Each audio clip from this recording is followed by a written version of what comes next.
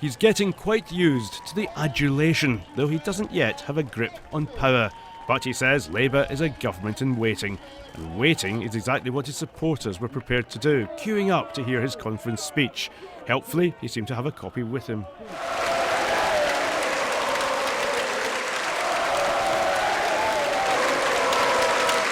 There is little doubt that he's changed his party, but his task today was to convince more sceptical voters that he really can change the country. We are ready, and the Tories are clearly not. They're certainly not strong, and they're definitely not stable. He said the loss of a Conservative majority had led to a series of U-turns, and as he listed them, his supporters cheered each one. And he called for one more, the abolition of tuition fees. And Labour was the party of unity, bringing generations and communities together, rather than pitting young and old against each other, which is what the Tories did. Labour's own divisions in the EU were displayed this week, but Jeremy Corbyn attacked what he called the Conservatives' Brexit bungling. So I have a simple message to the Cabinet. For Britain's sake, pull yourself together or make way. Labour is the only party that can bring together those who voted leave and those who backed remain, and unite the country for a future beyond Brexit. But his criticism of the Conservatives became even harsher when he mentioned the tragedy of Grenfell Tower.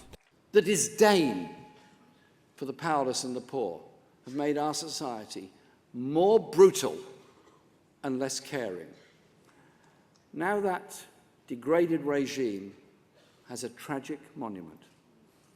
The chilling wreckage of Grenfell Tower, and a horrifying fire in which dozens perished, an entirely avoidable human disaster. He launched a review of social housing and said tenants would be fully consulted when their estates are to be redeveloped, and he pledged to make private renting more affordable too. Rent controls exist in many cities across the world, and I want our cities to have those powers too, and tenants to have those protections. It's always easy to get a cheer in a conference speech if you mention the emergency services, but Jeremy Corbyn linked his praise to Labour's policy on public sector pay. Everyone praises them. Everyone praises them, but it's Labour that values them and is prepared to give them the pay rise they deserve and protect the services they provide. Jeremy Corbyn claimed he was moving the political mainstream to the left, but warned delegates that more work was needed if the party was to put its ideas into action. I hope we've left our own divisions behind, but we must make our unity practical. We know we are campaign ready. We must be government ready too.